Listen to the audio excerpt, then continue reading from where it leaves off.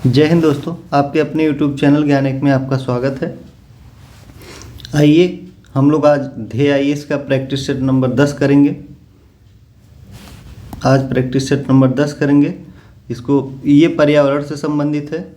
ये बहुत महत्वपूर्ण टॉपिक है। लगभग 15 से 16 क्वेश्चन इससे आते ही आते हैं। मतलब जियोग्राफी, आपका जो जियोग्राफी है, जियोग्राफी प्लस इन्वायरमेंट इकोलॉजी से लगभग आपके 25 क्वेश्चन अप्रॉक्स आते ही आते हैं। तो इस महत्वपूर्ण है, इस वजह से ये।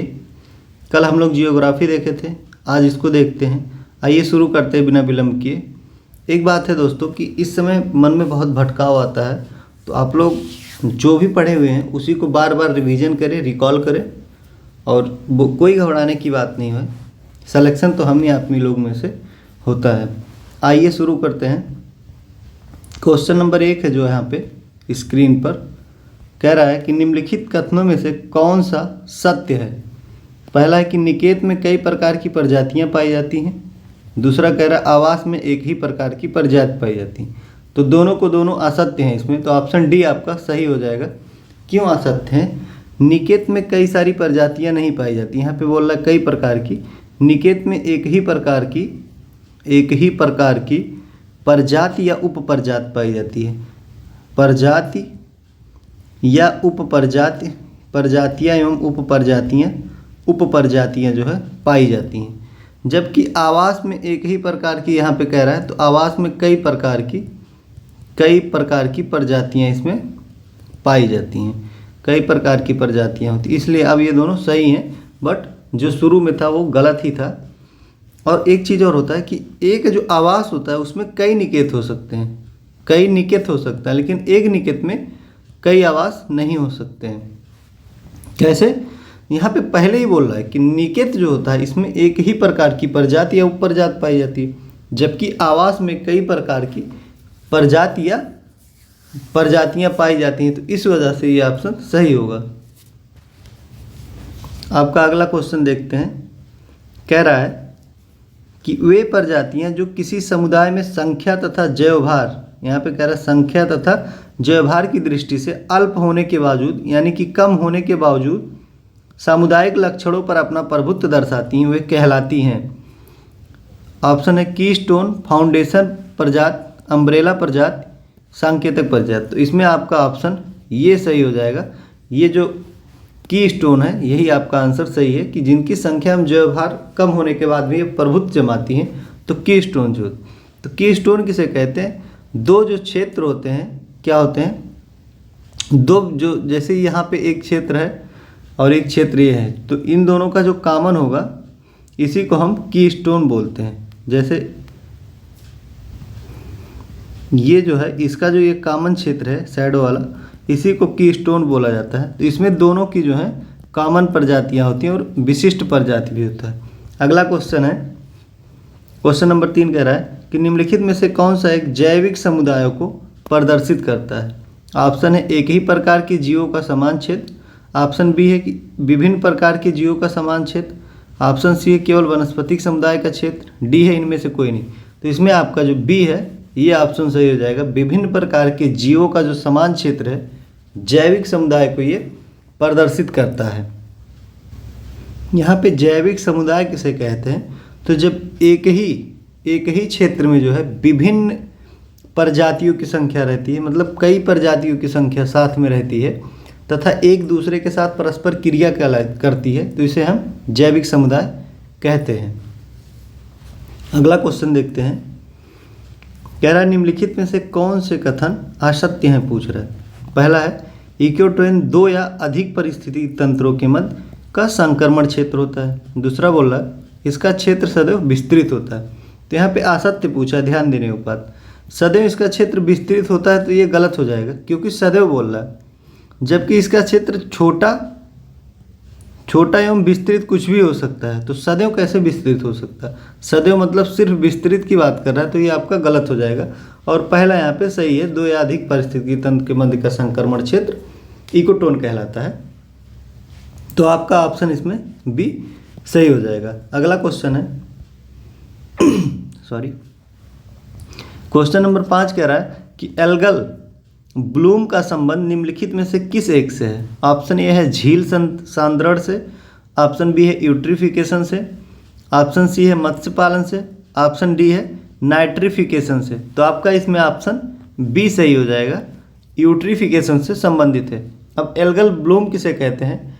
तो जब जलीय निकायों में पादप जो पलवक होते हैं, यानी कि इसी को हम बोलते हैं फाइटोप्लैंक्टन जो होते हैं और शैवाल जो होते हैं, इनकी संख्या जब अधिक अचानक तीव्र गति से बढ़ जाती है तो इसे हम वाटर ब्लूम कहते हैं या एल्गल ब्लूम इसी को बोला जाता है। इसी को हम वाटर ब्लूम भी बोलते हैं, वाटर ब्लूम बोलते हैं, ब्लूम। तो इनकी संख्या जब अचानक से बढ़ जाती है जलीय निकाय में, तो यहाँ पे क्या होता है, अपशिष्ट इनकी संख्या बढ़ने का एक कारण होता है कि यहाँ पे उर्वरकता ज़्यादा हो जाती है तो इनकी संख्या बढ़ जाती है, जिससे इसी को हम यूट्रिफिकेशन कहते हैं और वहाँ पानी का कलर चेंज हो जाता है और इसमें बीओडी भी बढ़ जाता है। नेक्स्ट क्वेश्चन है आपका यहाँ पे 6 नंबर, कह रहा है 6 नंबर क्वेश्चन कि नीचे 2 कथन दिए गए हैं जिनमें से एक को अभिकथन ए और दूसरे को कारण आर कहा गया है। अभिकथन है बायोम में पौधे व जंतु दोनों को सम्मिलित किया जाता है किंतु हरे पौधों का प्रभुत्व अधिक होता है। यहाँ पे हरे पौधों की बात कर रहा है, ये सही है आपका। कारण है हरे पौधों का सकल बायोमास जंतु की तुलना में अधिक होता है, ये भी सही। तो ऑप्शन ए आपका सही हो जाएगा, ए और आर दोनों सही तथा आर ए की सही व्याख्या करता है। अगला क्वेश्चन कह रहा है कि निम्नलिखित में से कौन सी एक जैविक अनुकर्मण की परावस्था का सही क्रम है? तो इसमें डायरेक्ट आंसर देखते हैं। इसमें आपका ऑप्शन सी हो जाएगा, जो नग्नीकरण है, परावास, आस्थापन, स्पर्धा और प्रतिक्रिया स्थिरीकरण, मतलब ये आपका इसमें सही हो जाएगा। जैविक अनुकर्मण का सही इसमें क्रम यही है। अब किसे कहते हैं जैविक अनुकर्मण? वह प्रक्रम जिसके द्वारा किसी क्षेत्र में पाई जाने वाली वनस्पति और जंतु प्रजातियों के समुदाय समय के साथ एक दूसरे समुदाय में परिवर्तित हो जाते हैं, जैविक अनुकर्मण कहलाते हैं। जैविक अनुकर्मण का जो सिद्धांत दिया था, इन्होंने कब दिया था? तो 1961 ईस्वी में किसने दिया था? क्लीमेंट्स ने दिया था। क्लीमेंट्स के द्वारा इसको दिया गया था और इन्हीं ने इसका सही क्रम बताया था कि नग्नीकरण, परावास, आस्थापन, प्रतिस्पर्धा ये है। अगला क्वेश्चन देखेंगे, क्वेश्चन नंबर 8 है। कह रहा है यहाँ पे कि खाद्य जाल खाद्य श्रृंखला की अपेक्षा होता है। तो यहाँ पे ऑप्शन है जटिल, सरल, ना जटिल ना सरल, समान। तो आपका ऑप्शन बी ए इसमें सही हो जाएगा कि जो खाद्य जाल होता है खाद्य श्रृंखला की अपेक्षा जटिल होता है। अब देखेंगे हम लोग कि खाद्य जाल जो है कैसे जो है ये खाद्य श्रृंखला की अपेक्षा अधिक टिपिकल होता। तो अभी देखते हैं, जैसे यहाँ पे आप देख लीजिए खाद्य जाल, फूड वेब इसी को बोलते हैं, फूड वेब बोलते हैं। तो फूड वेब में क्या होता है, मान लो यहाँ पे गाजर है, ये गाजर है और यहाँ पे मक्का है, मक्का का पौधा है और कोई चीज़ है। तो गाजर को खाएगा खरगोश, इसको खा लेगा खरगोश, गाजर खरगोश खाता है। अब खरगोश को कौन खाएगा? तो ऊपर सबसे जो बड़ा है यहाँ पे चील है, इसी को हम ईगल बोलते हैं। तो ईगल इसको खा लेगा। और मक्का को खाएगा चूहा, चाहे खाए मेढक, इसको मक्का को या तो चूहा खा ले या तो एक और होता है जो टिड्डा होता है, टिड्डा खा ले। ये खाएगा, मक्का तो खाएगा ही खाएगा। इसको जो चूहा को लोमड़ी खाती है, अगर पाती है, लोमड़ी मांसाहारी है, या फिर इसको टिड्डा को स्नेक भी खाते हैं, इसको सांप भी खा लेंगे तो सांप इसको खाएंगे और इसको खा लेगा ईगल। इस प्रकार से ये फूड वेब बनता है। जबकि यहाँ पे फूड जो श्रृंखला बनता है, यानी कि फूड चैन जो बनता है, ये कैसे बनता है? इसमें एक सीधा संबंध होता है। जैसे मान लीजिए कि कोई फूल है, इस फूल को तितली जो है सुगंधित करेगी, तितली इसका आनंद लेगी, तितली होगी, तितली इसको खाएगी और तितली को कौन खा लेगा? पाएगा तो मेढक खा लेगा, मेढक खा लेगा और मेढक को सांप खा लेगा, सांप को कौन खा लेगा? बाज खा लेगा। ये इसका सीधा संबंध होता है। जबकि ये फूड चैन, इसलिए यहाँ पे थोड़ा फूड वेब जो होता है, मतलब कि खाद्य जाल जो होता है, ये कठिन होता है, यानी कि जटिल होता है, इसलिए ऑप्शन ए आपका सही होगा। नेक्स्ट क्वेश्चन देखते हैं। कह रहा है कि निम्नलिखित में से कौन सा एक युग्म सही सुमेलित है, यहाँ पे पूछ रहा है, सही सुमेलित पूछ रहा है। तो इसमें कह रहा है ऑप्शन है कि समुद्री वातावरण में मुख्य प्राथमिक उत्पादक फाइटोप्लैंक्टन होते हैं, बिल्कुल सही है। दूसरा कह रहा है कि परितंत्र में ऊर्जा प्रवाह एक दिशीय होता है, एकदम सही है, ये भी सही है आपका। तीसरा कह रहा है कि सर्वाधिक मुलायम लकड़ी टैगा वन की प्राप्ति, सही है, जो सबसे अधिक मुलायम लकड़ी टैगा वन से पाया जाता है, सही है। ऑप्शन डी सभी सुमेलित है, तो आपका ऑप्शन डी इसमें सही हो जाएगा। सभी के सभी इसमें क्या है, सुमेलित है, ठीक है। नेक्स्ट क्वेश्चन है आपका क्वेश्चन नंबर यहाँ पे आएगा आपका 11 जो है, सॉरी 10 नंबर आएगा। यहाँ कह रहा है कि निम्नलिखित में से किस एक का संख्या पिरामिड उल्टा होता है। यहाँ तालाब का, वन का, घास स्थल, उपरोक्त सभी। तो आपका सही आंसर हो जाएगा इसमें ऑप्शन डी, सभी का सभी जो है इसमें संख्या पिरामिड उल्टा बनता है। अगर इसमें हम देखेंगे पारिस्थितिकी तंत्र में जो है पिरामिड की बात करेंगे, जैसे यहाँ पे डी सही है तो इसका कुछ एक्सप्लेनेशन जरूरी है। तो यहाँ पे जो हमारा पारिस्थितिकी तंत्र है इसमें 3 पिरामिड होते हैं। पहला होता है संख्या पिरामिड, जो कि इसमें दिया है संख्या पिरामिड होता है, संख्या पिरामिड होता है इसमें। ये उल्टा होता है, ये उल्टा एवं सीधा दोनों हो सकता है, उल्टा एवं सीधा दोनों भी हो सकता है। और दूसरा होता है आपका बायोमास पिरामिड, बायोमास पिरामिड होता है। तीसरा आपका होता है इसमें ऊर्जा पिरामिड। तो इसको 3 भागों में बांटा जाता है, तो ये भी ध्यान देना है। इसमें उल्टा एवं सीधा दोनों हो सकता है, जबकि बायोमास में क्या होता है, इसमें भी सीधा और उल्टा दोनों हो जाता है। तो बायोमास का जो उदाहरण है ये वन पारिस्थितिकी तंत्र है, यहाँ पे वन की बात कर रहा है, ठीक है। हम इसको उदाहरण में देखेंगे कि कैसे इसका उल्टा होता है। जैसे अभी हम ले लेंगे, यहाँ पे उल्टा पिरामिड बना लेते हैं पहले, ठीक है। यहाँ पे संख्या की बात कर रहा है तो ये उल्टा ही होगा। अब कैसे होगा देखते हैं। जैसे पहले प्राइमरी जो उत्पादक होते हैं इनकी संख्या क्या होती है, उत्पादक की संख्या यहाँ पे अधिक होता है। उत्पादक क्या होंगे, ज़्यादा होंगे, उत्पादक यहाँ पे ज़्यादा होते हैं। उसके बाद उसको जो खाने वाले होते हैं शाकाहारी, वो उससे कम होंगे, मतलब वो उससे क्या होंगे, कम होंगे। फिर यहाँ पे और जो उसको मांसाहारी बच्चे होते हैं वो उससे कम होते हैं। तो इस प्रकार से ये उल्टा बन जाता है, उल्टा पारितंत्र इसमें बनता है। इसी प्रकार से हम और ले लेते हैं, वन का ले लेते हैं। वन का कैसे पे होगा, देखो आप यहाँ पे मान लो आप, सॉरी, यहाँ पे हम बनाएंगे वन का। जैसे एक वृक्ष है, यहाँ पे एक वृक्ष है तो ये आपका उत्पादक होगा। अब इसको जो खाने वाले होंगे उपभोक्ता, यहाँ पे उपभोक्ता होंगे, जैसे कई पंछियाँ होंगी। और इनको जो अपघटक होंगे, यहाँ पे अपघटक जो होते हैं, मतलब जो इनको मिटा देते हैं मिट्टी में मिलाने के लिए अपघटक बोलते हैं, तो इनकी संख्या और ज़्यादा होगा। छोटे छोटे जो सूक्ष्म जीव वगैरह होते हैं, तो इस हिसाब से इसका पिरामिड संख्या के आधार पे उल्टा बनता है। तो ये आपका ऑप्शन डी इसमें सही है, तीनों का तीनों सही है। अगला देखेंगे हम। कह रहा है कि निम्नलिखित में से कौन सा एक युग्म सही सुमेलित नहीं है, पूछ रहा है। संस्था दिया है, स्थापना वर्ष दिया है, संयुक्त राष्ट्र पर्यावरण कार्यक्रम, तो आपका 1972 सही है। IUCN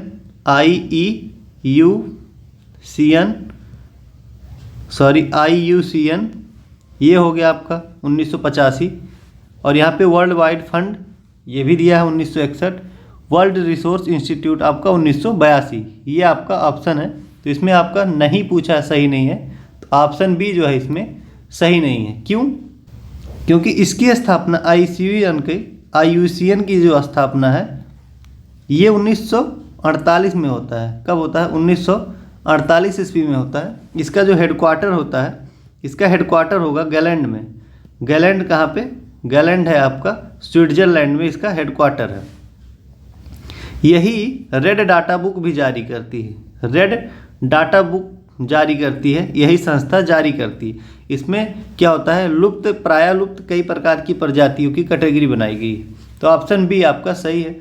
अगर हम यहाँ पे संयुक्त राष्ट्र संघ की बात करेंगे, संयुक्त राष्ट्र संघ नहीं, संयुक्त राष्ट्र पर्यावरण कार्यक्रम की बात करेंगे तो इसकी स्थापना 1972 में होती है। इसका हेडक्वार्टर कहाँ पे है? तो केन्या नैरोबी में इसका, केन्या जो है, केन्या के नैरोबी में इसका हेडक्वार्टर है। और इसी के द्वारा 500 पुरस्कार जो है इन्वायरमेंट से संबंधित पुरस्कार प्रदान किया जाता है। यहाँ पे डब्ल्यू जो एफ है, वर्ल्ड वाइड फंड जो है, इसका जो 1961 में गठन किया गया था और इसका हेडक्वार्टर कहाँ पे होता है? तो इसका भी ग्लैंड में हेडक्वार्टर है, जहाँ पे इसका है। तो ग्लैंड में इसका भी हेडक्वार्टर स्विट्जरलैंड में पड़ता है आपका। और ये जो यहाँ पे दिया है डी ऑप्शन आपका, इसका कहाँ पे है? तो इसका हेडक्वार्टर है आपका वाशिंगटन डीसी में। कहाँ? यूएसए में। अगला क्वेश्चन देखते हैं। क्वेश्चन कह रहा है यहाँ पे कि संकटग्रस्त जीव जंतुओं की सूची रेड डाटा बुक कौन जारी करता है? UNEP, sites, traffic, IUCN। तो आपका सही आंसर हो जाएगा ऑप्शन डी, IUCN के द्वारा इसकी जो है सूची जारी की जाती है। तो ये आपका आंसर डी इसमें सही हो जाएगा, क्योंकि हम ऊपर पहले ही बता चुके हैं। अगला क्वेश्चन देखते हैं।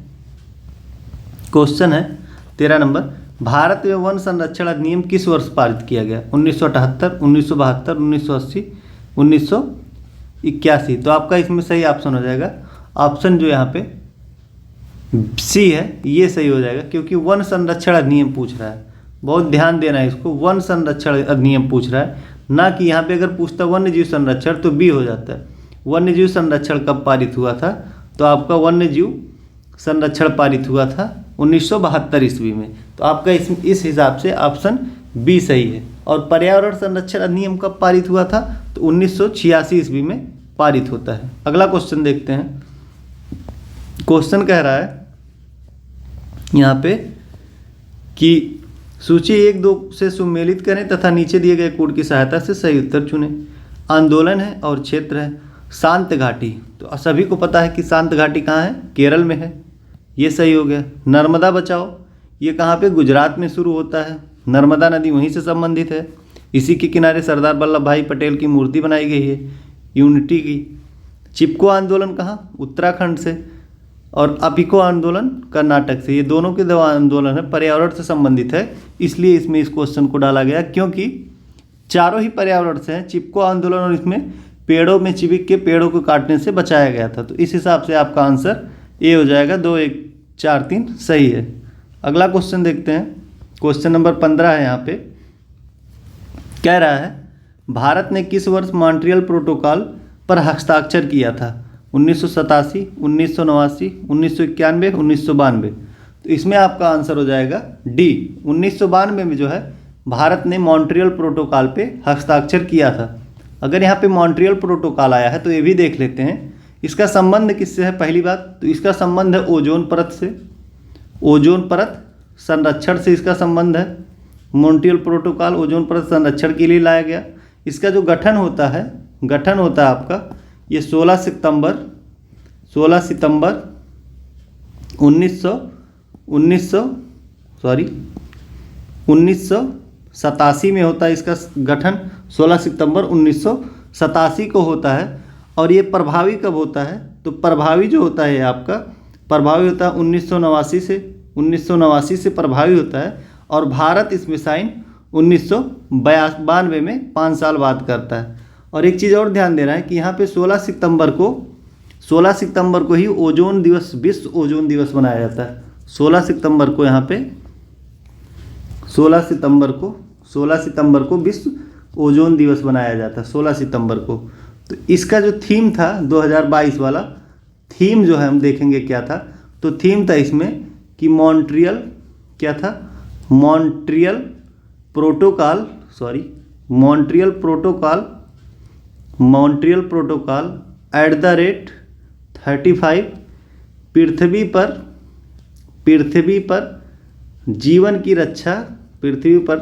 जीवन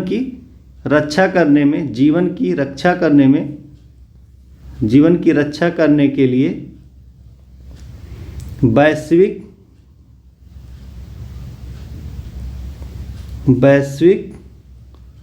वैश्विक सहयोग, ये आपका 2022 का इसमें थीम है, तो ये भी इम्पॉर्टेंट है।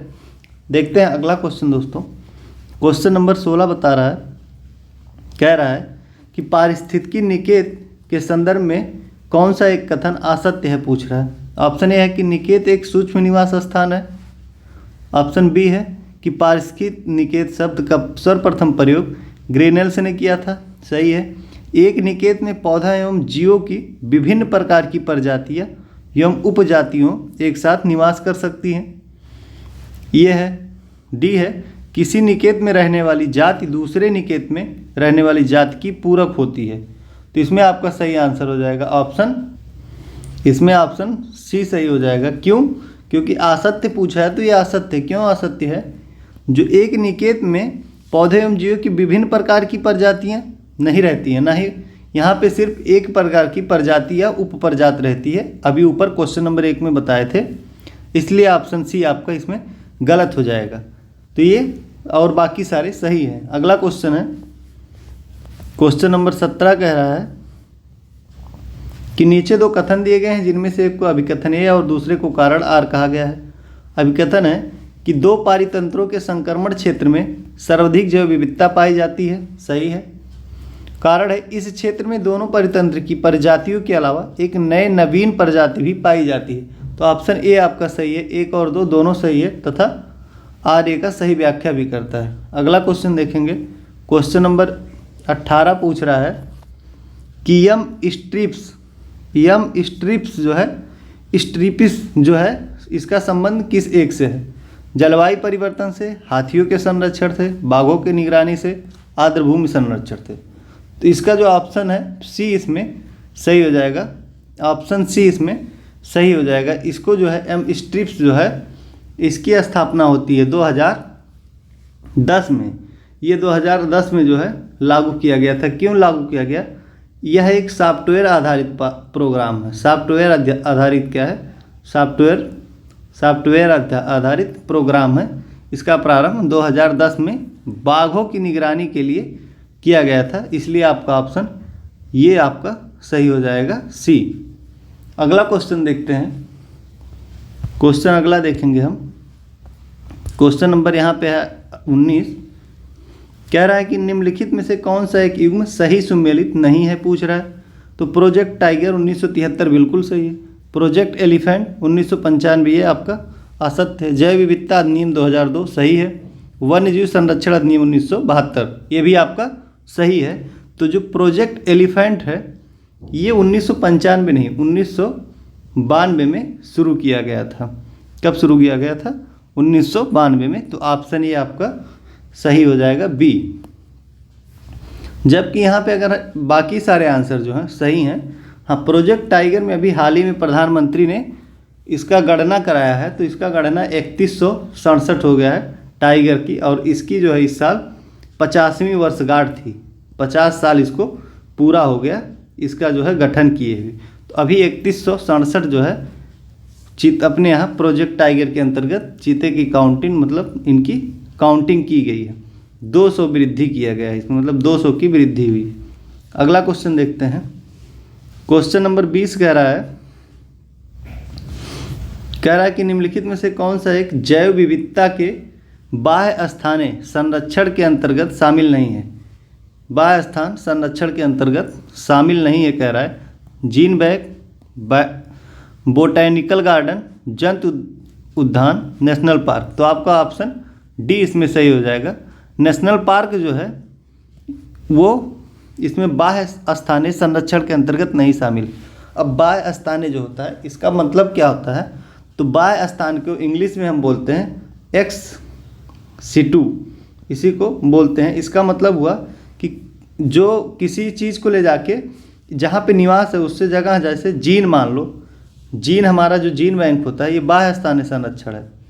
जैसे आदमी के जीन या जंतु का जीन ले जाके कहीं एक जगह कलेक्ट किया जाता है, या वनस्पति उद्यान ये भी हो जाता है। चिड़ियाघर ये भी हमारा बाह्य स्थान है, क्योंकि चिड़ियाघर कहीं भी बनाया जा सकता है। एक जगह से पशुओं पक्षियों को ले जाके वहाँ पे कलेक्ट किया जाता है। एक होता है इन सीटू मतलब जो जहाँ पे पाया जाता है वहीं पे उसको संरक्षित करना। तो ये आपका होता है, जैसे नेशनल जो पार्क होते हैं ये आपका हो गया, जैसे विटामिन यहाँ पे ऑप्शन डी दिया है। और आपका और इसमें आ जाते हैं आपके वन्य जीव अभ्यारण्य इसके अंतर्गत आ जाते हैं। तो ये सब क्या है, इन सीटू हैं। इन सीटू मतलब कि जो जहाँ पाया जाता है वहीं पे संरक्षित कर देना, तो ये होता है। और किसी और जगह पे ला जाके करना तो उसको बाह्य संरक्षण बोलते हैं, जैसे जीन बैंक, जंतु उद्यान। अगला क्वेश्चन देखते हैं। क्वेश्चन नंबर 21 कह रहा है कि मानव एवं जैवमंडल कार्यक्रम किस संस्था द्वारा शुरू किया गया? IUCN, UNEP, UNESCO, United nation. तो आपका सही आंसर हो जाएगा यूनेस्को द्वारा जो है इसको चालू किया गया था। इसी को MAB भी बोलते हैं। कब चालू किया गया? तो 1971 ईस्वी में यूनेस्को ने इसको शुरू किया। एक अंतर सरकारी वैज्ञानिक कार्यक्रम है। इसका उद्देश्य क्या है कि मानव एवं पर्यावरण के बीच जो संबंधों को सुधारना, ये इसका उद्देश्य है। अगला क्वेश्चन देखते हैं। क्वेश्चन नंबर 22 है, कह रहा है निम्नलिखित में से एक मिनट यहाँ पे, अगर जब क्वेश्चन नंबर यहाँ पे सही है, ये क्वेश्चन नंबर 22 देखते हैं। निम्नलिखित में से कौन सा एक विशिष्ट प्रजाति आधारित संरक्षित क्षेत्र होता है? राष्ट्रीय उद्यान, वन्यजीव अभ्यारण्य, ए और बी दोनों, इनमें से कोई नहीं। तो सही आंसर हो जाएगा ऑप्शन आपका जो इसमें बी है, ये सही हो जाएगा। वन्यजीव अभ्यारण्य जो होता है ये क्या होता है? विशिष्ट प्रजाति संरक्षण क्षेत्र होता है। तो आपका ऑप्शन इसमें बी हो जाएगा। अगला क्वेश्चन देखते हैं। क्वेश्चन नंबर 23 कह रहा है कार्टेजेना जैव सुरक्षा प्रोटोकॉल कब लागू हुआ? वर्ष 2000, 2001, 2005, 2003। तो आपका सही ऑप्शन हो जाएगा कार्टेजेना प्रोटोकॉल 2003 में जो है लागू होता है। और ये जैव सुरक्षा से संबंधित है। इसका जो स्वीकार किया गया था 29 जनवरी 2020 को अंगीकार किया गया था और लागू हुआ था 11 सितंबर 2003 को। अगला क्वेश्चन देखेंगे हम। कह रहा है कि कार्टेजेना जैव सुरक्षा प्रोटोकॉल का इसका मुख्य उद्देश्य क्या था? ऑप्शन है आपका जैव विविधता पर प्रत्यक्ष दबाव को कम करना। ऑप्शन बी आधुनिक जैव तकनीक के संभावित खतरों से जैव विविधता की रक्षा। सी है जैव विविधता और परितंत्र सेवाओं से प्राप्त लाभों को बढ़ाना। डी है इनमें से कोई नहीं। तो आपका सही ऑप्शन हो जाएगा ऑप्शन बी जो है कार्टेजेना जैव सुरक्षा प्रोटोकॉल का मुख्य उद्देश्य था आधुनिक जैव तकनीक के संभावित खतरे को कम करना एवं जैव विविधता जो है इसकी रक्षा करना, ये आपका था। अगला क्वेश्चन देखेंगे। क्वेश्चन नंबर 25 कह रहा है यहाँ पे, कह रहा है कि निम्नलिखित में से कौन सा एक सम्मेलन प्रवासी प्रजातियों के संरक्षण से संबंधित है? 1987 का मॉन्ट्रियल प्रोटोकॉल, 1989 का बान समझौता, 1979 का बान, 1989 का बासेल समझौता, 1998 का रॉटरडैम समझौता। तो इसमें आपका ऑप्शन हो जाएगा बी, इसमें क्या है सही है। ऑप्शन बी इसमें सही है। ऑप्शन बी में क्या है? तो ये इससे संबंधित है, किससे? जो प्रवासी प्रजातियां होती हैं जीव की, इनके संरक्षण संबंधित। जबकि 1987 का जो मॉन्ट्रियल प्रोटोकॉल है आपको बताए थे कि ओजोन परत से संबंधित है, ओजोन परत से संबंधित है। और यहाँ पे जो 1989 का बासेल समझौता है ये किससे है? इसका संबंध है इलेक्ट्रॉनिक वेस्ट से। कब? किसका? इलेक्ट्रॉनिक वेस्ट है इससे संबंधित है। जैसे अमेरिका जो है ये अफ्रीकी देश में कुछ जगह खरीद के अपने यहाँ का जो इलेक्ट्रॉनिक वेस्ट होता था उसे ले जाकर वहाँ पे डंप करता था। तो इन्हीं सब के कारण जो है ये इसका बासेल समझौता किया गया इसको रोकने के लिए। अगला है आपका, और ये लागू कब होता है? लागू होता है 1992 में। अगला है रॉटरडैम। इसका जो संबंध है जो खतरनाक हथियार मतलब खतरनाक जो रसायन है इनको रोकने के लिए ये समझौता किया गया था। अगला क्वेश्चन है आपका, कह रहा है कि कोयला उद्योग में संलग्न लोगों को सामान्यतः कौन सी बीमारी होती है? Fluorosis, pneumoconiosis, blackfoot, blue baby syndrome. तो आपका सही ऑप्शन बी हो जाएगा न्यूमानोकासिस जो है यही बीमारी होता है इनको, जो कोयला खदानों में काम करते हैं। जबकि ब्लू बेबी सिंड्रोम किससे होता है, तो नाइट्रेट की अधिकता के कारण ये होता है। ब्लैक फुट किससे होता है, तो जब आर्सेनिक की अधिकता हो जाती है, आर्सेनिक जो कि पानी में भी पाया जाता है, इसकी अधिकता से ये रोग होता है। तो आपका इसमें ऑप्शन बी इसमें सही हो जाएगा।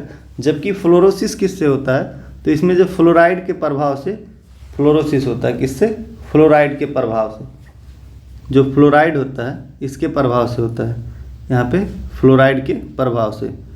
और न्यूमोकिस में इसमें दिक्कत क्या होता है, तो जब ये रोग हो जाता है तो फेफड़े में इसके आदमी के दिक्कत हो जाता है। अगला क्वेश्चन आपका 127 नंबर है, निम्नलिखित में से कौन सा नाइट्रोजन स्थिरीकरण जीवाणु है, पूछ रहा है।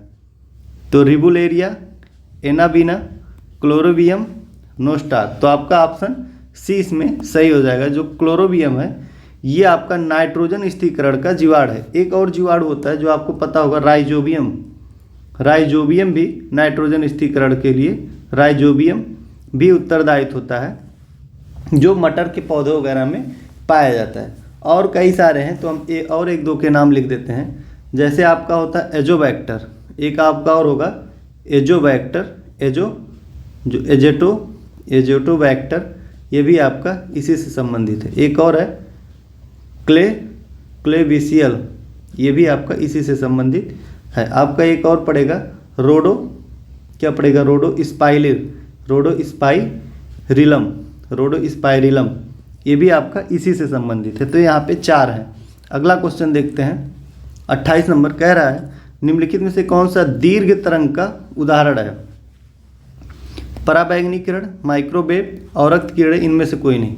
तो आपको ऑप्शन बी इसमें सही हो जाएगा। ये दीर्घ तरंग का जो एक उदाहरण है, माइक्रोवेव हुआ, रडार हुआ, रेडियो तरंग हुआ, ये दीर्घ तरंग में सम्मिलित किए जाते हैं।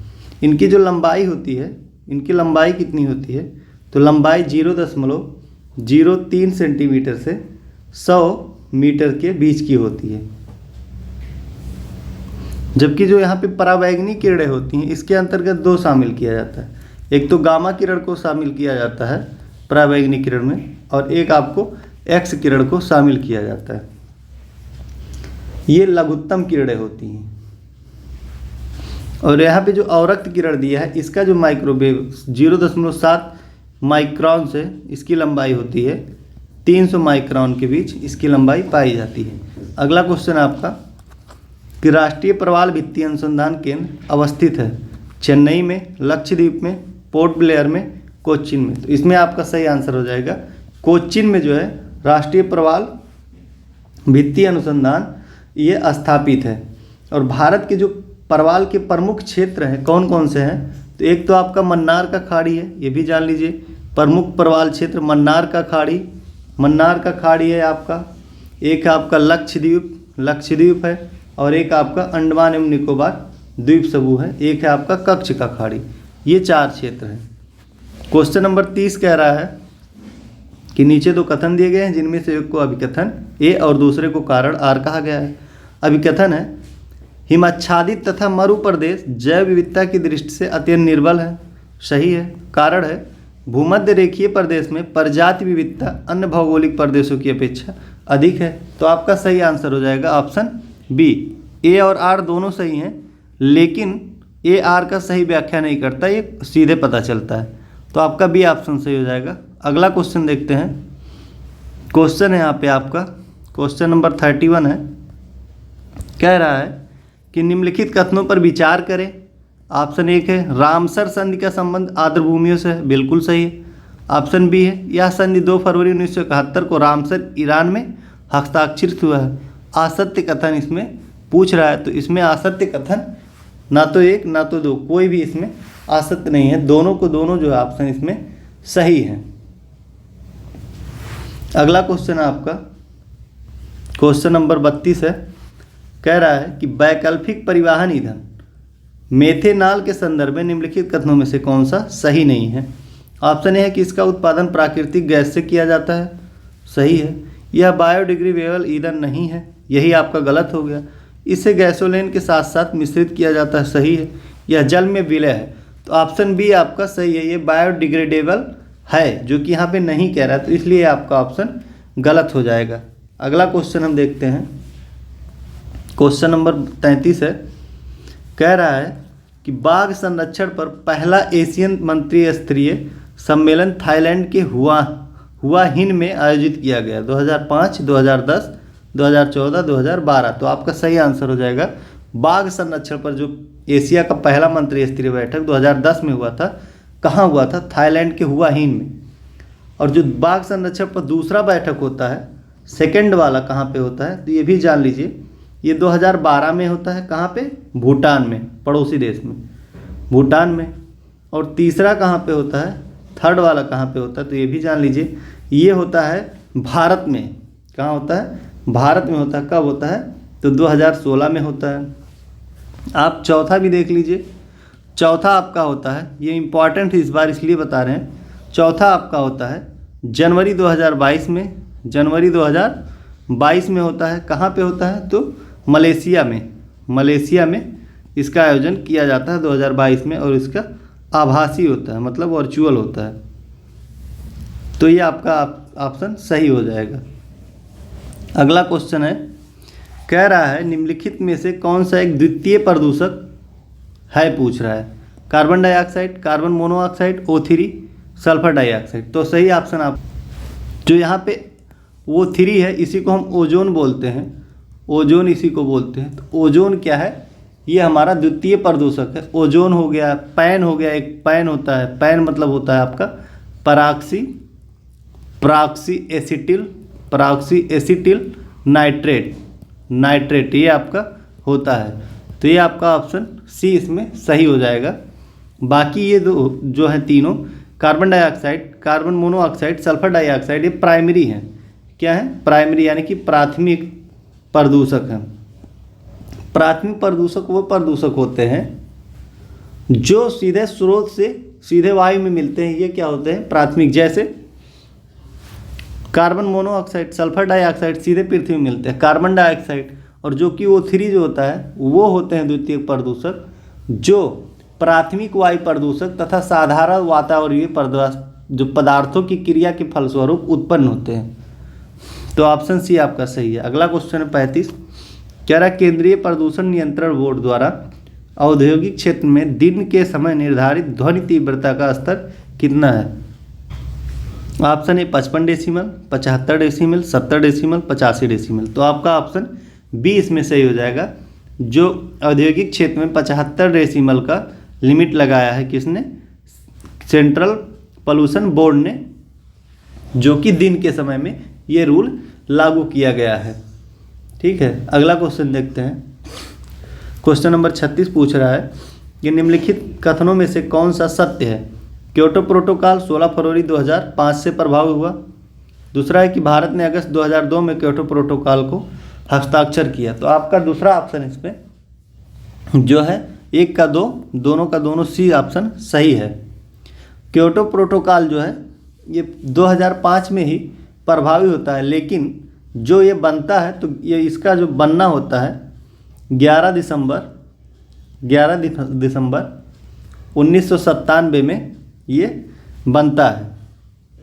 भारत इस पे जो है 2002 में हस्ताक्षर करता है या इसका अनुमोदन करता है, और 16 फरवरी 2005 को प्रभावी हो जाता है। तो ये किससे संबंधित है? क्योटो प्रोटोकॉल जो है ग्रीन हाउस गैस से संबंधित है, ग्रीन हाउस गैस से संबंधित है। अगला क्वेश्चन देखते हैं। यहाँ पे क्वेश्चन नंबर 37 है। कह रहा है कि निम्नलिखित में से कौन सा कथन हरित जलवायु कोष के संबंध में सही नहीं है, पूछ रहा है। इसका स्थापना क्योटो में आयोजित जलवायु परिवर्तन सम्मेलन में हुआ। इसका उद्देश्य पृथ्वी के तापमान को बढ़ने से रोक कर उसे 2 डिग्री सेंटीग्रेड महत्तम वृद्धि के नीचे रखना। यह विकासशील देशों में कार्यक्रमों तथा नीतियों का समर्थन करता है। ऑप्शन डी उपरोक्त में से सही सभी कथन सत्य हैं। तो आपका ऑप्शन हो जाएगा इसमें जो ए नंबर है, ऑप्शन ए इसका सही हो जाएगा कि जो इसका स्थापना है क्योटो प्रोटोकॉल में आयोजित परिवर्तन इसके संबंधित नहीं है। हरित कोष जो जलवायु है इसका स्थापना COP 16 जो हुआ था, यहाँ पे आपको लिखते हैं जो COP कॉन्फ्रेंस पार्टी जो हुआ था 16 नंबर का, इसमें हुआ था कहाँ पे, तो कानकून समझौता हुआ था। कौन? कानकून समझौता, मैक्सिको में इसका नींव रखा जाता है, इसकी स्थापना की जाती है। इसका जो विकासशील जो देश हैं इनके नीतियों का समर्थन करने के लिए। इसका उद्देश्य यही था कि 2 डिग्री सेल्सियस तापमान तक महत्तम वृद्धि रखना, इससे ज़्यादा ना हो पाए। तो ऑप्शन ए आपका सही है। ये COP 16 में होता है, कानकून मैक्सिको समझौता में। अगला क्वेश्चन देखते हैं, क्वेश्चन नंबर 38 है। कह रहा अम्ल वर्षा निम्नांकित द्वारा वायु प्रदूषण के कारण होता है। कार्बन डाइऑक्साइड बिल्कुल नहीं, कार्बन मोनोऑक्साइड नहीं, मीथेन नहीं, नाइट्रस ऑक्साइड एवं सल्फर डाइऑक्साइड। ऑप्शन डी आपका सही है। अगला क्वेश्चन देखते हैं 39 नंबर। निम्नलिखित में से कौन सा एक उम्र सही सुमेलित नहीं है, कह रहा है। प्रथम पृथ्वी शिखर सम्मेलन रियो डी जेनेरियो, पृथ्वी शिखर सम्मेलन +5 1997, प्रथम विश्व जलवायु सम्मेलन 1989, रियो +20 एजेंडा 21। तो यही आपका ऑप्शन गलत हो गया। जो रियो +20 एजेंडा है ये 21 में नहीं हुआ था, बल्कि कब हुआ था, तो ये हुआ था आपका, तो जो प्रथम पृथ्वी शिखर सम्मेलन हुआ था ये कब हुआ था, 1992 में हुआ था। इसी के दौरान 1992 में जो हुआ था जापान में रियो डी जेनेरियो में, तो इसी के दौरान एजेंडा 21 जो है निर्धारित किया गया था। जबकि रियो प्लस जो 20 है इसका रियो डी जेनेरियो में जो 2012 में आयोजन हुआ था, कहाँ, रियो डी जेनेरियो में जो 2012 में आयोजन हुआ था, इस दौरान इसका जो है गठन हुआ था, इसका रियो +20 का इस दौरान इसका गठन होता है। तो ऑप्शन डी आपका सही हो जाएगा। और इस घोषणा पत्र में द फ्यूचर वी वांट नामक शीर्ष से जारी किया गया था। अगला है 40 नंबर। शब्द एरोजेल, ब्लू एयर और फ्रोजन स्मोक कभी कभी इस संदर्भ में देखे जाते हैं। प्रदूषण नियंत्रण, इंसुलेशन, पुरातत्व, कृषि क्षेत्र। तो आपका सही आंसर हो जाएगा ऑप्शन बी। ये इंसुलेशन से संबंधित है। जो हमारा इसरो है, मतलब भारतीय अंतरिक्ष और अनुसंधान, इसरो ने दुनिया के सबसे पहली जो हल्की इंसुलेट सामग्री जो सिलिका एरोजेल विकसित की है। इसी में क्या होता है, इसमें फ्रोजन स्मॉक या ब्लू एयर भी इसे बोलते हैं। इसे फ्रोजन स्मॉक या ब्लू एयर भी बोलते हैं। और यह वास्तव में ठोस होता है, लेकिन जटिल मैट्रिक्स के भीतर या जो 99% है इसमें हवा दिखाई देता है। इसमें 99% हवा दिखाई देता है, और है तो ठोस लेकिन इसमें 99% हवा दिखाई देता है। और इसमें अद्वितीय गुण ये होता है कि यह अविश्वसनीय रूप से बहुत हल्का एवं थर्मल इंसुलेटर है। इसलिए आपका ऑप्शन सी इसमें बी सही हो जाएगा। नेक्स्ट क्वेश्चन देखते हैं। क्वेश्चन है यहाँ पे आपका 41 नंबर है। कह रहा है कि निम्नलिखित में से किन बादलों के साथ वर्षा, ओला तथा तड़ित झंझा होने की अधिक संभावना रहती है। स्तरीय बादल, कपासी वर्षा बादल, उच्च कपासी बादल, कपासी बादल। तो आपका ऑप्शन इसमें बी सही हो जाएगा। जो कपासी वर्षा बादल होता है ये अत्यधिक विस्तृत एवं गहरे बादल होते हैं। इनके साथ वर्षा, ओला और तड़ित झंझ होने की अधिक संभावना होती है। तो ऑप्शन बी सही है। अगला क्वेश्चन है, कह रहा है कि राष्ट्रीय पर्यावरण शोध संस्थान कहाँ पे अवस्थित है। देहरादून, नागपुर, भोपाल, चेन्नई। तो आपका इसमें राष्ट्रीय पर्यावरण शोध संस्थान नागपुर में अवस्थित है। कहाँ, नागपुर कहाँ है, तो महाराष्ट्र में है। अगला क्वेश्चन देखते हैं। कह रहा है ग्लोबल 500 पुरस्कार किस संस्था द्वारा दिया जाता है। UNEP, UNDP, यूनेस्को या FAO। तो आपका सही आंसर हो जाएगा ऑप्शन ये, यूनाइटेड नेशन इन्वायरमेंट पर मतलब प्रोग्राम जो है संयुक्त राष्ट्र पर्यावरण कार्यक्रम के द्वारा ग्लोबल 500 पुरस्कार दिया जाता है। ये किससे संबंधित है, तो ये संबंधित है पर्यावरण रक्षण एवं सुधार में योगदान से संबंधित है। अगला क्वेश्चन है, निम्नलिखित में से कौन सा एक युग्म सही सुमेलित नहीं है, पूछ रहा है। विश्व जल संरक्षण दिवस 22 मार्च सही है। ऑप्शन बी है विश्व जैव विविधता दिवस 22 मई। ऑप्शन सी है वन्य जीव दिवस 1 अक्टूबर। ऑप्शन डी है विश्व पर्यावरण संरक्षण दिवस 5 जून। आपका ऑप्शन डी इसमें गलत है। जो विश्व विश्व पर्यावरण दिवस होता है वो 5 जून का है, और विश्व संरक्षण दिवस जो यहाँ पे दे रहा है, यहाँ पे संरक्षण ध्यान देने योग्य है, ये होता है आपका 26 नवंबर को। 26 नवंबर को ये दिवस मनाया जाता है। जबकि जो विश्व पर्यावरण दिवस होता है, सिर्फ पर्यावरण, विश्व पर्यावरण दिवस होता है, ये आपका 5 जून को होता है, विश्व पर्यावरण दिवस। और संरक्षण की बात करेगा तो 26 नवंबर।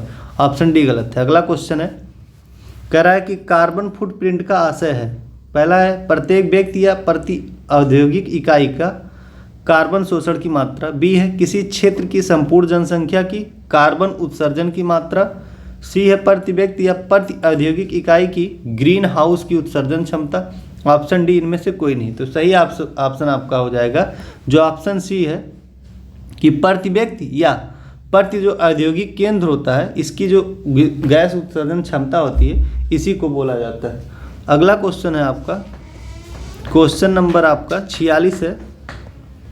कह रहा है कि 2 कथन दिए गए हैं जिनमें से एक को अभिकथन ए और दूसरे को कारण आर कहा गया।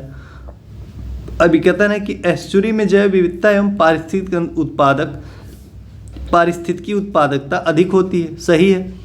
कारण है यह नदी और समुद्र दोनों की विशेषताएं होती है, तो यहाँ पे नदी और समुद्र दोनों की विशेषताएं होती है, दोनों का दोनों सही है। और ए जो आर है, ए का सही व्याख्या भी करता है, ऑप्शन इसमें आपका ए सही हो जाएगा। अगला क्वेश्चन है, कह रहा है 47 नंबर, निम्नलिखित में से कौन सा एक युग्म सही सुमेलित नहीं है। कह रहा है कक्ष वनस्पतीय स्थल और प्रदेश, धामरा कहाँ पे है, तो धामरा उड़ीसा में है, सही है। मुथुपेट तमिलनाडु में एकदम सही है। कुनाडापुर जो है ये आपका आंसर गलत हो जाएगा, ये कहाँ पे है, ये कुंडापुर जो है कर्नाटक में है, ना कि आंध्र प्रदेश में है, तो आपका ये ऑप्शन सही हो जाएगा। और बिल्टूर जो है महाराष्ट्र में है, तो ये ऑप्शन सही है, तो सी आपका इसमें सही है। अगला क्वेश्चन है 48 नंबर, कह रहा है कि निम्नलिखित कथनों पर विचार करें। पहला है इकोमार्क का आरंभ 1985 में किया गया, बिल्कुल गलत है। इकोमार्क लोगो मिट्टी का बर्तन है, ये सही है, ऑप्शन बी इसमें सही है क्योंकि सत्य कथन पूछा है। तो इकोमार्क का आरंभ 1985 में नहीं किया गया था, बल्कि 1991 में किया गया था। कब किया गया था, 1991 में किया गया था, किसके द्वारा, भारतीय मानक ब्यूरो द्वारा। तो ये आपका सही आंसर हो जाएगा। अगला क्वेश्चन है आपका 49 नंबर, कह रहा है कि निम्नलिखित कथनों पर विचार करें। एक है जब प्राकृतिक गैस को 200 से 250 किलोग्राम प्रति सेंटीमीटर स्क्वायर तक दबाया जाता है तो इसे हम सीएनजी बोलते हैं, कंप्रेस्ड नेचुरल गैस बोलते हैं, सही है। सीएनजी में 80 से 90% मीथेन होता है, ये भी। तो आपका पूछा है असत्य कथन कौन सा है, तो आपका सही आंसर हो जाएगा ऑप्शन सी, ना तो एक ना ही दो, दोनों के दोनों सही हैं। यहाँ पे इसे कह रहा है सीएनजी, सीएनजी के फुल फॉर्म से ही पता चल रहा है कि कंप्रेस्ड नेचुरल गैस इसका फुल फॉर्म होता है। अगला क्वेश्चन देखते हैं, क्वेश्चन नंबर 50 जो है यहाँ पे है आपका। क्वेश्चन नंबर 50 कह रहा है कि national clean development mechanism authority की स्थापना की गई थी वर्ष 2010, वर्ष 2003 में, वर्ष 2015 में, वर्ष 2000 में। तो सही आंसर हो जाएगा ऑप्शन यहाँ पे बी सही हो जाएगा। वर्ष 2003 में भारत सरकार ने दिसंबर में जो है national clean development mechanism authority की स्थापना की थी।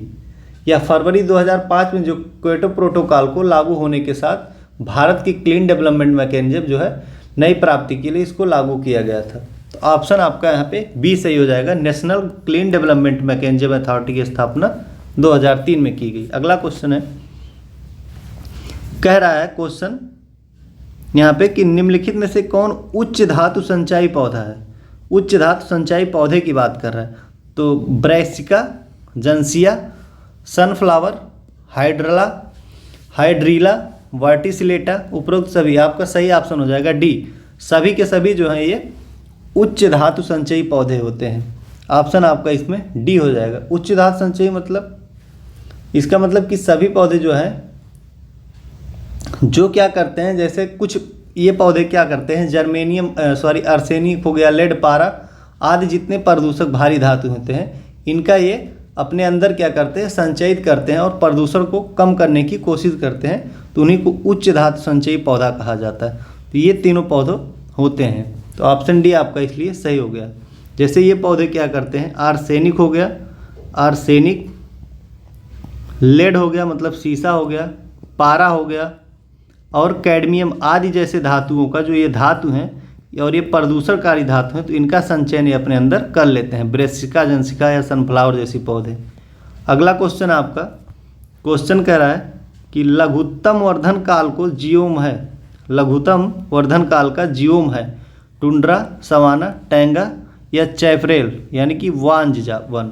तो आपका ऑप्शन इसमें ए सही हो जाएगा, क्योंकि जो टुंड्रा बायोम होता है ये सबसे कम अवधि का, लगभग 50 दिन से भी कम अवधि का होता है, इसलिए ऑप्शन ये आपका सही हो जाएगा। इसका विस्तार कहाँ होता है, तो ध्रुवीय क्षेत्र में इसका विस्तार होता है, ध्रुवीय क्षेत्रों में इसका विस्तार होता है। तो ऑप्शन ये आपका सही हो जाएगा, क्योंकि यहाँ पे जो होता है सूर्य तप जो होता है बहुत कम मात्रा में पाया जाता है, लगभग अभाव पाया जाता है, इसलिए यहाँ पे इसका विकास होता है। अगला क्वेश्चन होगा आपका 153 नंबर, कह रहा है 153 नंबर कि निम्नलिखित कथनों में से कौन सा सत्य है। पहला है कि नगोया प्रोटोकॉल 12 अक्टूबर 2012 को प्रभाव में आया। अगला है या अनुवांशिकी संसाधन को प्राप्त करने एवं उनसे मिले लाभों के समुचित व निष्पक्ष बंटवारे से संबंधित है। तो इसमें आपका सही आंसर हो जाएगा ऑप्शन बी, केवल 2 सही है। नगोया प्रोटोकॉल ऊपर हम बता चुके हैं कि इसको जो है कब लागू किया गया है, ये जो प्रभावी होता है कब होता है, तो 12 अक्टूबर 2014 में प्रभावी होता। और ये बना कब था, तो ये जो जापान में हुआ था 24 अक्टूबर 2010 में ये है, जापान के नगोया में ये प्रोटोकॉल होता है, इसको किया जाता है। संयुक्त राष्ट्र ने जो जेनेटिक संसाधनों की भागीदारी पर यह समझौता होता है, किससे संबंधित है, तो अनुवांशिक संसाधन को प्राप्त करने यानी कि जेनेटिक संसाधन से संबंधित, जो 2010 में होता है और 2014 में इसको लागू किया जाता है, प्रभावी होता है। अगला क्वेश्चन है कि निम्नलिखित में से कौन सा एक राष्ट्रीय जलवायु कार्य योजना का हिस्सा नहीं है, कह रहा है।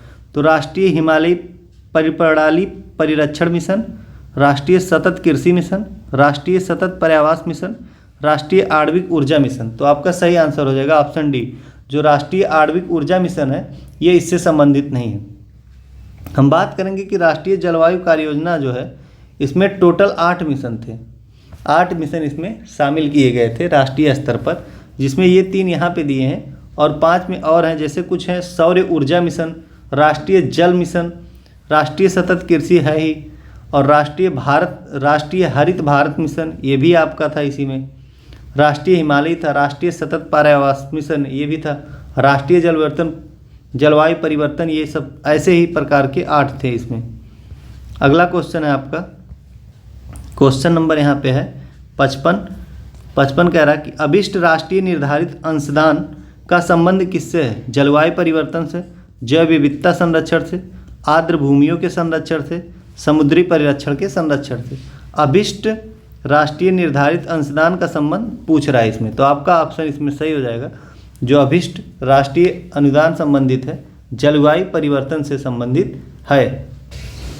अगला क्वेश्चन है 56 नंबर, कह रहा है कि प्राकृतिक स्रोतों से वैश्विक मीथेन उत्सर्जन का सर्वाधिक भाग किससे प्राप्त होता है, समुद्र से, आर्द्र भूमि से, धान के खेत से, घरेलू पशु से। तो सही ऑप्शन हो जाएगा आपका ऑप्शन बी, सबसे अधिक जो मीथेन हमें प्राप्त होता है, जिसका फार्मूला होता है मीथेन का CH4, इसी को हम मार्स गैस भी बोलते हैं, मार्स गैस भी इसको हम बोलते हैं। तो ये हमें आर्द्र भूमियों से सबसे अधिक प्राप्त होता है, लगभग 76% इससे प्राप्त होता है।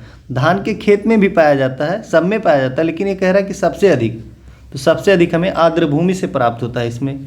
अगला क्वेश्चन हो जाएगा, क्वेश्चन कह रहा है यहाँ पे कि सूची 1 को सूची 2 से सुमेलित करें तथा कूट की सहायता से सही उत्तर का चयन करें। राष्ट्रीय उद्यान है और राज्य दिया है, अंशी राष्ट्रीय उद्यान कहाँ पे है, तो ये कर्नाटक राज्य में है।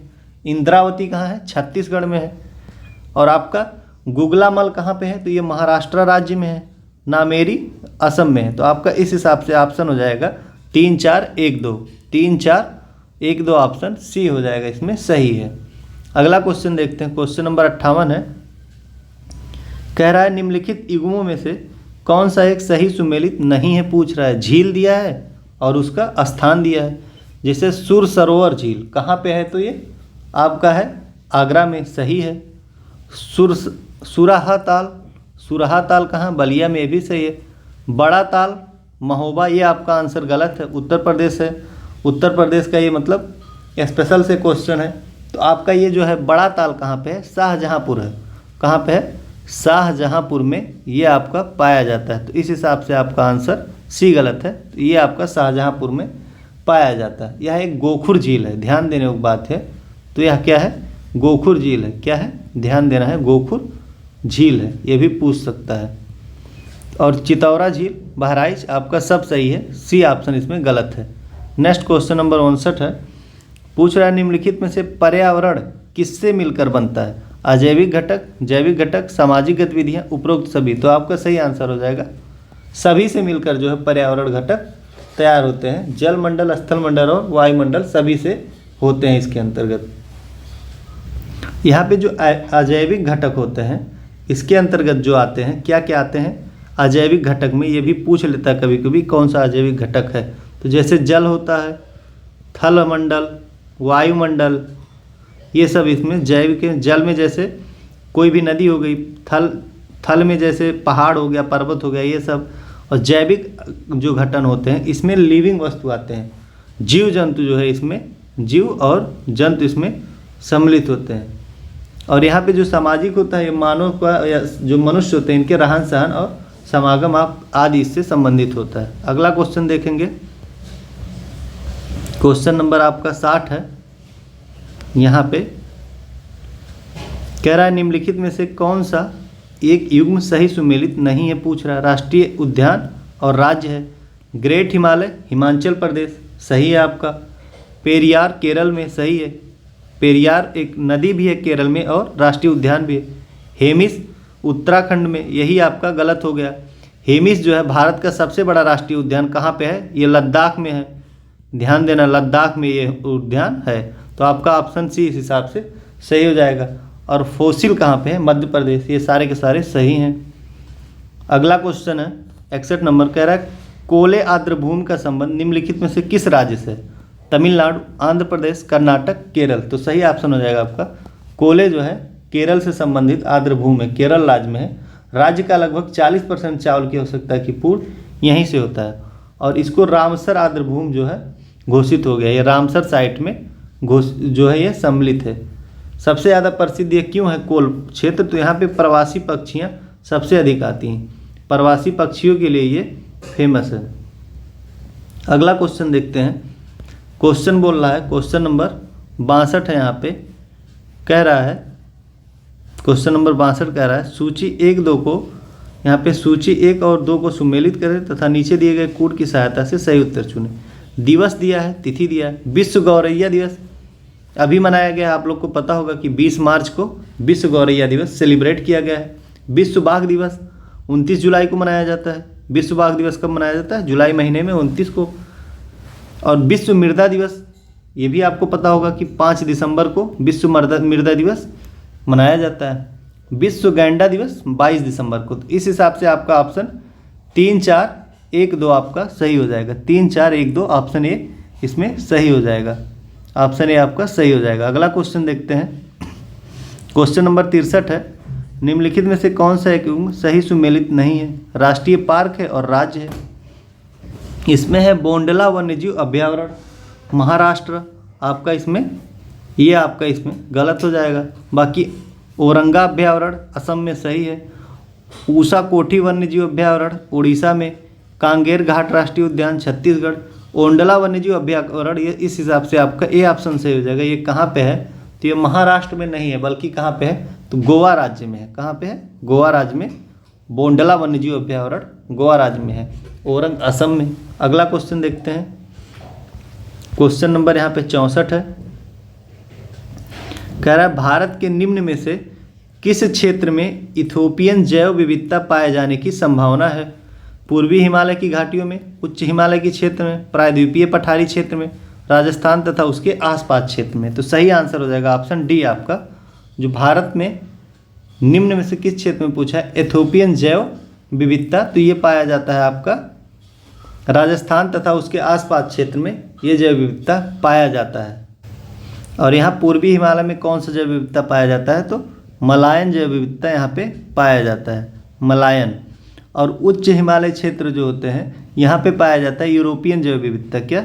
यूरोपियन यूरोपियन जैव विविधता यहाँ पे पाया जाता है। और प्रायद्वीप पठारी क्षेत्र में पाया जाता है भारतीय जैव विविधता यहाँ पे पाया जाता है। भारतीय जैव विविधता यहाँ पे प्रायद्वीपीय जो पठारी क्षेत्र है इसमें पाया जाता है। अगला क्वेश्चन है,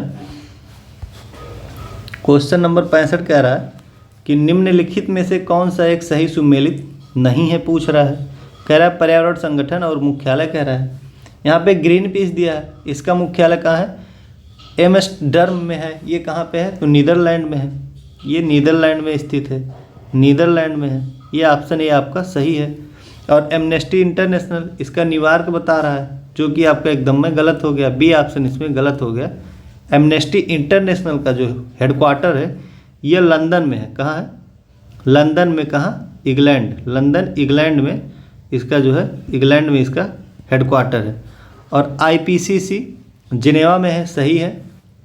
वर्ल्ड वाइड फंड जो फॉर नेचर ये ग्लैंड में है। कहाँ, ये भी आपका सही है। दोनों का दोनों स्विट्जरलैंड में है, जिनेवा और gland.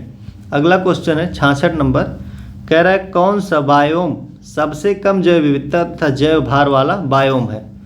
टैंगा biome, tundra biome, room सागरीय बायोम, स्टेपी घास बायोम। तो आपका सही आंसर हो जाएगा ऑप्शन बी जो है, टुंड्रा बायोम जो है सबसे कम जैव विविधता एवं जैव भार वाला है, क्योंकि यहाँ पर वर्ष भर जो सूर्य का होता है, सूर्य तप होता है, उसका अभाव रहता है। इसी कारण ऑप्शन बी आपका सही है। क्वेश्चन नंबर 67 है, निम्न पहाड़ियों का बेलीकोंडा समूह किसका एक संरचनात्मक हिस्सा है। तो ऑप्शन है नीलगिरी हिल्स, पश्चिमी हिल्स, पूर्वी घाट, इलायची पहाड़ी। आपका सही आंसर हो जाएगा ऑप्शन सी, जो पूर्वी घाट है इसी को जो है बेलीकोंडा समूह कहा जाता है, इसी का एक संरचनात्मक हिस्सा है। अगला क्वेश्चन है 68 नंबर, कह रहा है सौर विकिरण की सबसे महत्वपूर्ण भूमिका क्या है। कार्बन चक्र में, जल चक्र में, हाइड्रोजन चक्र में, नाइट्रोजन चक्र में। सही ऑप्शन हो जाएगा आपका जो जल चक्र में सौर विकिरण की सबसे महत्वपूर्ण भूमिका होती है। यह जल के वाष्पीकरण करता है तथा सौर विकिरण द्वारा बर्फ का जल में द्रवीकरण भी होता है। तो आपका बी ऑप्शन सही है। 69 नंबर कह रहा है निम्नलिखित में से किस एक प्रयोग हरित ईंधन के रूप में, निम्नलिखित में से किस एक का प्रयोग हरित ईंधन के रूप में किया जाता है। पेट्रोल, डीजल, कोयला, एथेनॉल। ऑप्शन डी आपका इसमें सही हो जाएगा, क्योंकि कोयला और पेट्रोल, डीजल इन सब का नहीं किया जाता। जो एथेनॉल है इसी का प्रयोग किया जाता है, हरित डीजल के रूप में इसका प्रयोग हम करते हैं। अगला क्वेश्चन है आपका क्वेश्चन नंबर 70 है। यहाँ पे 70 कह रहा है कि निम्नलिखित कथनों में से असत्य है। जो जैव उपचार पारिस्थितिकी तंत्र की पुनर्स्थापना करने में सक्षम है, ये आपका हो गया। अगला है, कह रहा है कि कंपोस्टिंग एक स्वास्थ्य जैव उपचार तकनीक है। ये आपका बी आंसर इसमें गलत हो जाएगा, यानी कि 2 गलत है, असत्य पूछा है, 1 आपका सही है। कंपोस्टिंग क्यों सही नहीं है, इसमें क्या होता है कि सूक्ष्म जीवों की प्रक्रिया के द्वारा जो है इसमें अपशिष्ट जो मिश्रित करके इसमें अपशिष्ट को मिला के सूक्ष्म जीवों की जनसंख्या वृद्धि किया जाता है। तो ये स्वास्थ्यजन्य जैव उपचार नहीं, जबकि इसमें क्या होता है, इसमें जो होता है इसमें सूक्ष्म जीवों का प्रयोग करके जो विषैले प्रदूषक होते हैं इसको खत्म किया जाता है, इसलिए ऑप्शन ए आपका सही है। अगला क्वेश्चन है, कीटभक्षी पौधे उन स्थानों पर पाए जाते हैं जहाँ भूमि की कमी होती है, जहाँ भूमि की कमी होती है, जहाँ की भूमि में कमी होती है, जहाँ के भूमि में कमी होती है, किस चीज़ की, कार्बन की, सल्फर की, नाइट्रोजन की या हरित लवक की। तो सही आंसर हो जाएगा जहाँ भूमि में जो है नाइट्रोजन की कमी होती है तो वहाँ जो है कीटभक्षी पौधे पाए जाते हैं। ऑप्शन सी आपका सही हो जाएगा। कीटभक्षी क्या होते हैं पौधे, ये छोटे छोटे जीव को, जैसे छोटे छोटे कीट पतंग को खा जाते हैं अपने नाइट्रोजन की पूर्ति के लिए। जैसे उदाहरण के रूप में कुछ पौधे हो जाएंगे, जैसे कुछ पौधे हैं यूट्रिकुलेरिया जो है, कुलेरिया ये पौधा है, ड्रोसेरा एक पौधा है, और एक है नेफ्थिनिन जो नेफेनिथिस ये पौधा है, और डायोनिया ये पौधे जो हैं ये कीटभक्षी पौधे होते हैं। अगला क्वेश्चन है 72 नंबर, कह रहा है किसी पारितंत्र में एक निश्चित समय में किन पदार्थों की उपस्थिति मात्रा खड़ी अवस्था को प्रदर्शित करती है? जैविक पदार्थों की, अजैविक पदार्थों की, ए और बी दोनों, इनमें से कोई नहीं। तो सही आंसर हो जाएगा बी, जो अजैविक पदार्थ हैं इन्हीं की मात्रा खड़ी जो है खड़ी अवस्था को प्रदर्शित करता है। इसके अंतर्गत निर्जीव पदार्थ आते हैं, जैसे वन ये हो गया आपका, जल हो गया या पहाड़ वगैरह, ये सब अजैविक के अंतर्गत आते हैं। ऊपर हम लोग बात किए थे। 73 नंबर कह रहा है कि किसी भी पारिस्थितिकी तंत्र में केवल एक प्रजाति के पारिस्थितिकी संबंध के अध्ययन को कहते हैं। एकल पारिस्थितिकी संबंध, बिगल पारिस्थितिकी, समुदाय पारिस्थितिकी, स्वपारिस्थितिकी। आपका ऑप्शन डी इसमें सही है, स्वपारिस्थितिकी इसको बोलते हैं। जब किसी समुदाय में एक ही प्रजाति का अध्ययन किया जाता है तो उसे स्वपारिस्थितिकी बोलते हैं। ऑप्शन डी इसमें आपका सही हो जाएगा। अगला क्वेश्चन है क्वेश्चन नंबर 74। कह रहा है कि नीचे दो कथन दिए गए हैं जिनमें से एक को अभिकथन ए और दूसरे को कारण आर कहा गया है। अभिकथन है कि भारत में वन क्षेत्र का ह्रास भारत के जननांकीय संक्रमण से प्रत्यक्ष संबंधित है। तो ये आपका एकदम बिल्कुल सही है। जननांकीय मतलब होता है जन्म दर से संबंधित। कारण है वन क्षेत्र एवं जनसंख्या वृद्धि में प्रायः नकारात्मक संबंध होता है, एकदम सही है। अगर जनसंख्या जो है जनसंख्या आपका बढ़ेगा तो वन क्षेत्र को कटाव होगा ही, कम होगा। तो आपका ऑप्शन ए इसमें सही है। ए और आर दोनों सही है तथा आर ए का सही व्याख्या करता है। क्वेश्चन नंबर हम लोग 75 देखेंगे और लास्ट क्वेश्चन है आपका इस टेस्ट सीरीज का। तो नीचे दो कथन दिए गए हैं जिनमें से एक को अभिकथन ए और दूसरे को कारण आर कहा गया है। अभिकथन है वन कृषि के दास मात्र नहीं है बल्कि वे कृषि के अपरिहार्य मित्र एवं उपमाता के समान हैं, सही है। कारण है कृषि भूमियों की उत्पादकता को बनाए रखने एवं उसे बढ़ाने के लिए वन नितांत आवश्यक है। तो ए और आर दोनों के दोनों सही हैं तथा आर ए की सही व्याख्या करती है। तो आपका इसमें ऑप्शन ये सही हो जाएगा। और ये यहीं तक है दोस्तों। पार्ट 1 ये कंप्लीट हो गया। हम लोग मिलेंगे पार्ट 2 में, शाम को मिलते हैं पार्ट 2 में। वीडियो कैसा लगा कमेंट बॉक्स में ज़रूर बताएं। अगर आप चैनल पर नए हैं तो चैनल को सब्सक्राइब कर लें और अच्छा लगे वीडियो तो लाइक करें और लोगों को शेयर भी करें। Thank you so much. मिलते हैं नेक्स्ट वीडियो में।